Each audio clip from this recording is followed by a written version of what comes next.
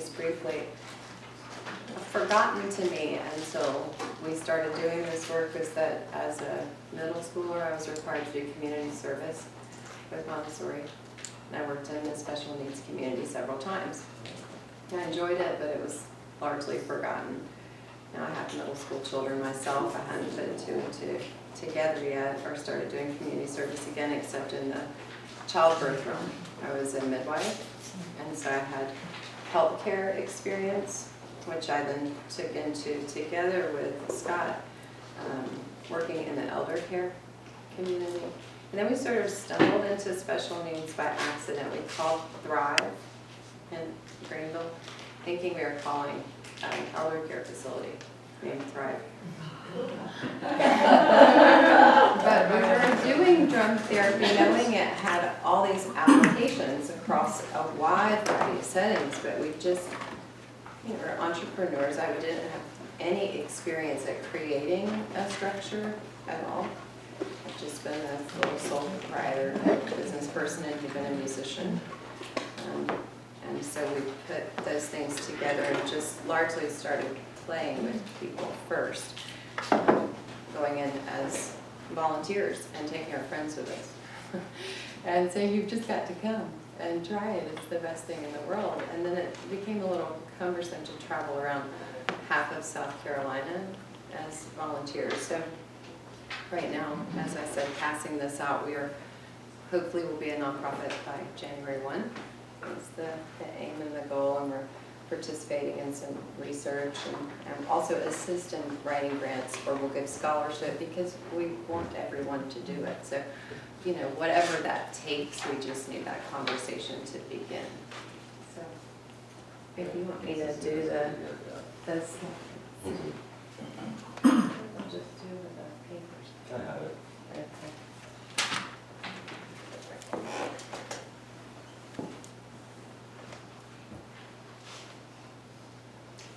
All right, so I'll let's tell you a little bit about the actual history of this business. My grandparents needed some help about 3.5 years ago. Granddad had lost his vision, and Grandma had been diagnosed with Alzheimer's. And I guess for about 5 years, she really didn't have a lot to say. She was not herself anymore, and whatever. We still went and visited Grandma and talked to her and carried on conversations about the past, or whatever. But they had needed some help for quite some time, and so Carrie and I went down and took care of them pretty much full time for about a year. And a few months into our stay with them, I started playing some jazz music for Grandma on the TV, I guess one of the TV channel music stations or whatever. And it was music from her, her childhood, swing, big band kind of stuff. And she started tapping her foot, and you could see that she remembered the rhythms. So I said, all right, I'm going to bring a drum and just see if she could tap some of this out. So I have a little wooden box drum that has 12-tone tongues on it that you can hit with your fingers or with sticks, and it resonates, it vibrates in your body, in your lap, wherever you're holding it. So I sat in her lap and I played it, and she just kind of came to life. After a couple of days of this sort of routine, she started coming out of her shell, and it was clearly her. She remembered me, and she called me by name. It was like the first time in several years that she knew who I was.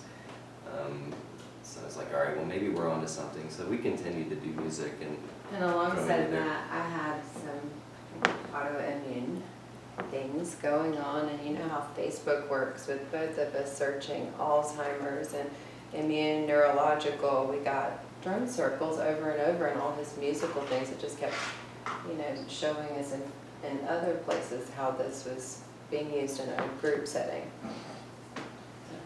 Right. So I started, doing my own research. What's actually happening here? Has anyone studied this? And to my surprise, lots of folks have been studying this for, I guess, about 20 years. There are lots of research that's been done over the last 5 years that's pretty substantial. And at the end, we'll give you a website if you want to take a look at some of this stuff. It's really too much to sit here and tell you all about. But including the Grateful Dead's drummer, Mickey Right. Hart, who his grandmother also had Alzheimer's, and he found, you know, these amazing results from playing with her or near her, and participated himself in some research. Yeah, it was exciting and surprising to see that, you know, another drummer tried this out with his grandma and the same results. So, you know, we continue to do research, but in the meantime, like, how can I just get this out there into the community and playing? So we, you know, started getting the word out that we're doing this work, that we wanted to do this work. When Grandma went into an assisted living facility to their memory care ward, I kind of went with her and took the drums. We played with those folks for, I guess, a couple of months at a facility down in Anderson. And they didn't have the funding, but we, you know, went in and volunteered our time, and we also played with the, you know, regular population. But the memory care ward benefited the most. We had people that had not spoken, you know, like Grandma, but much, much worse off, that had no ability to express themselves, had been, you know, kind of closed down in a ball in a wheelchair for several years, that were dancing, singing, clapping their hands. I mean, we don't really say anything when we walk into a room, we just hand out instruments. And then I start playing, and they're like, okay, and then they're playing too. And before you know it, we've been playing for 45 minutes, and these people are coming to life, coming back to life. So it's like, all right, well, as she, you know, said at the beginning, you know, I called around, I was trying to find some places in Greenville that we could come and share this gift with. And I mistakenly called Thrive Upstate. She said that they had just been talking about it the day before. How are they going to get someone to bring drums in and play with their people? I'm like, all right, well, looks like we've got a direct line, and I'm going to come on up next week and meet with you guys. So we did. And the rest of our story has kind of been along that line. Yeah, yeah. So, but miraculous events are taking place at these places with these individuals. So that's the next slide too. They transitioned into working with Haskell and Greenville in a support setting, the regular day guys, and the regular Thrive group we've been playing with weekly for about a year now. a year and a half. Those people are family to us. I mean, everyone that we play with is, but Thrive has been, they're very special over there. You know, every single person has a story. Saluda, Greenwood, Lawrence, Lexington, Chester, Lancaster, Pickens, Anderson, and Oconee. And then we've also played in support group settings with family groups, with school groups, and artist in residency, with a whole semester with a classroom of special needs leadership and kids needing partial assistance for one period of the day. So it was a kind of mixed setting. And, yeah, we just had a lot of really amazing experiences that we've added a little to since the slide was created. And typically it's about 20 to 40 individuals. We played with up to 50 at a time, but it gets a little wild then. And we are lower on functioning instruments at the time right now than that. So here's a couple of pictures to show you guys, and you can look at the handout too. We've, you know, compiled a lot of information to share with people in hopes that we can get some research projects together with universities, because Clemson Life has had some representation in our Oconee group.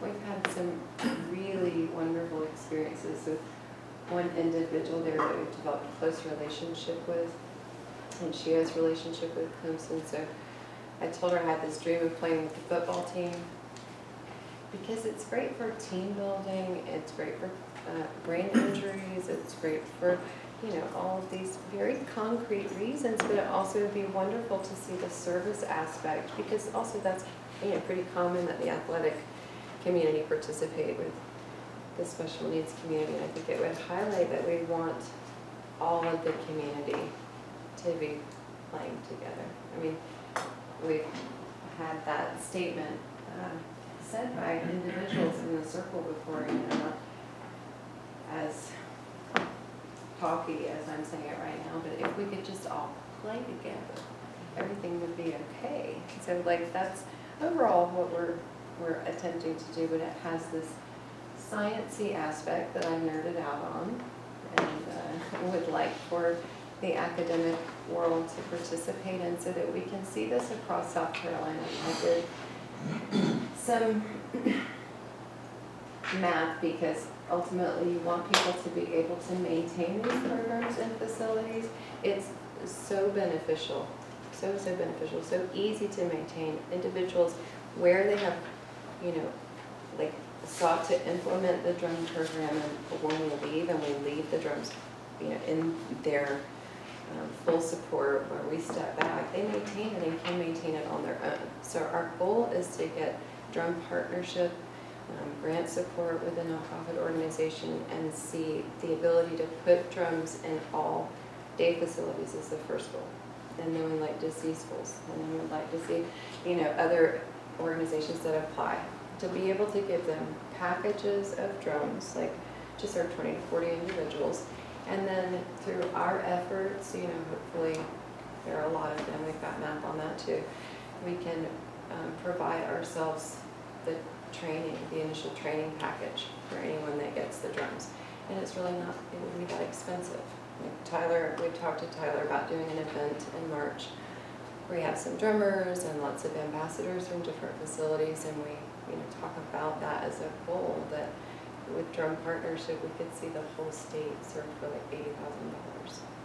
See them all with 20 to 40 individuals worth of musical instruments and the ability to sustain this once a week as long as they want to forever. So those are just our goals, but a little bit more photography and stuff here. We've got Mary Kate, the lady I was talking about in Seneca.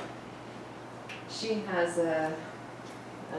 CP, and she's very able to communicate through the use of a helmet with a wand. And she wrote me really quickly to tell me that she could do a lot more than I thought she could do, sweetly. But that she would rather play a drum than a bell or a shaker. And so now she will be an ambassador, hopefully in the spring, with, she plays a maraca attached to her helmet on the drum, always. I took one of my old kit drums and put it on a telescopic stand so we could lift it up high enough for her to hit it. And she plays for 30 minutes with this helmet and the maraca, like in time. Yeah, it's pretty amazing. You know, as it says here, we have a method that we're using that's basically, it's an improvised drum circle. Like we don't give any sort of verbal commands. I start to play a steady beat, just a steady pulse, and the group tends to pick up on that. I can speed them up, slow them down, change dynamically, really without any cues whatsoever. We use speeds to kind of, like the faster drum beats to kind of confuse the brain. Carrie and I work together using syncopation and polyrhythms to kind of confuse the minds of the group. So we, you know, I'll start off with something very simple, she'll lay something on top of it. We layer about 4 or 5 different rhythms between the two of us simultaneously, and the group can kind of pick and choose where they want to play. Some will go with her, some will go with me. Others, well, everyone's free to express themselves, but a lot of folks do. You'll hear things popping off you had no idea that this person was capable of doing. So right, it's a form of expression this way, and definitely not instructional. We make a solid point never to do that, or really to correct anything other than like something that would be intrusive behavior.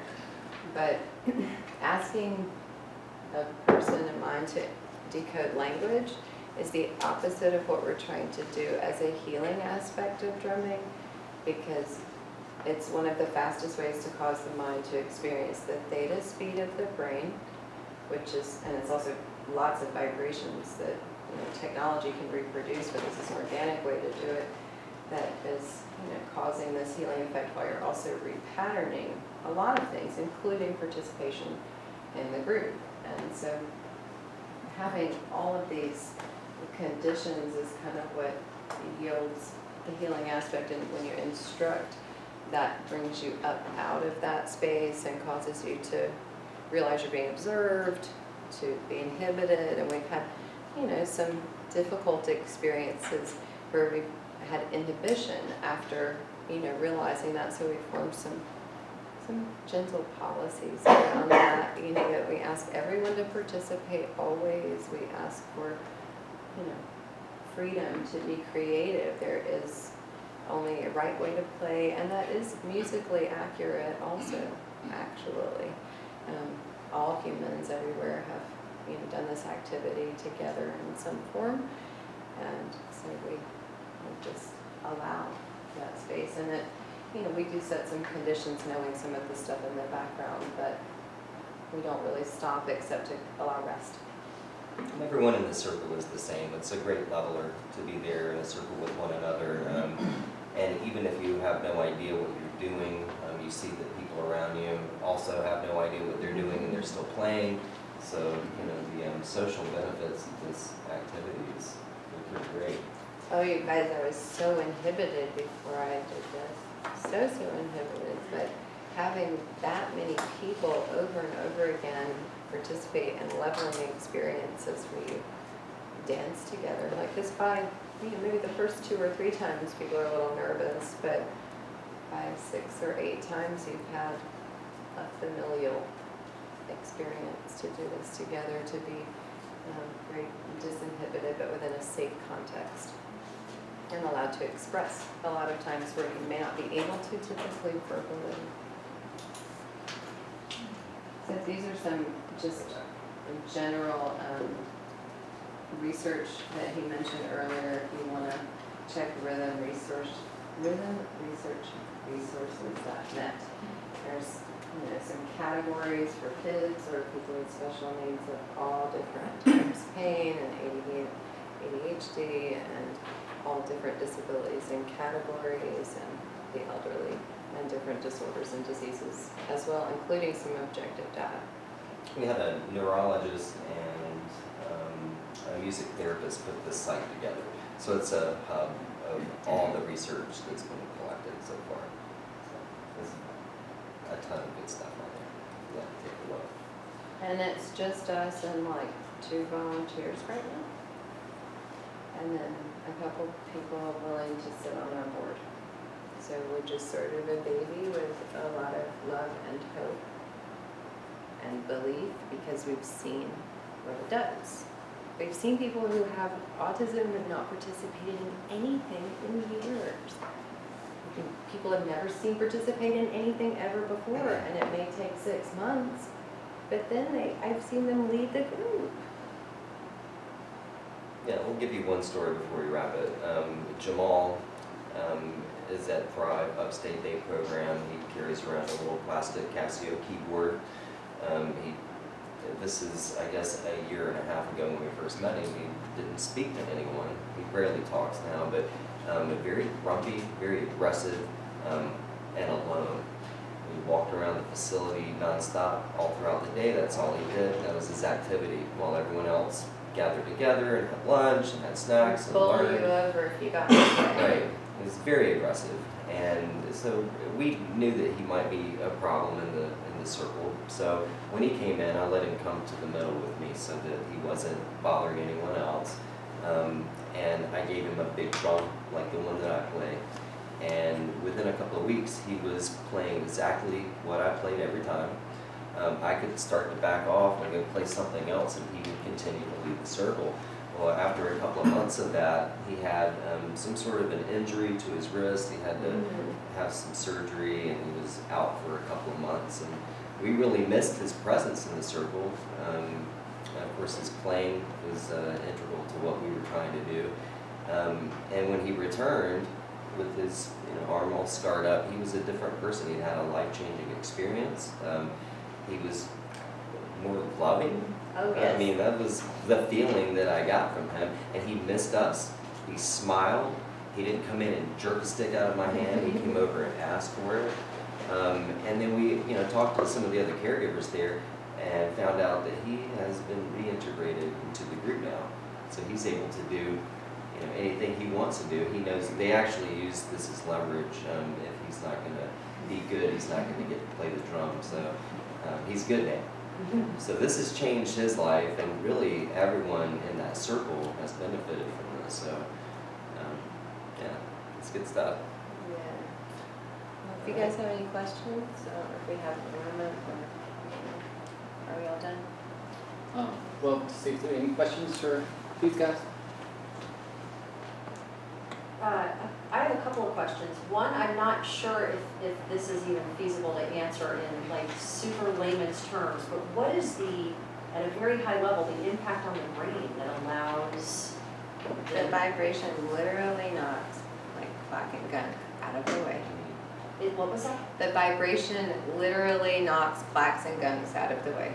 And that's what like someday ultrasound research will try to replicate with technology. That's what they're using now with Alzheimer's. Like it's in the beginning stages, but I think they just used ultrasound therapy on the first recipient. But it's been shown to do so with Huntington's drumming, like objectively before and after drumming to show clearing of obstructions. So something in that, I mean, these are, also the effect of silence and isolation on a lot of neurological disorders or immunological disorders. This is just reintegration. And then the brain, the other chief effect is that you're repatterning under the condition of also a restful mind. Because there's so much confusion from so many rhythms in these conditions that the mind is sort of at rest while it's also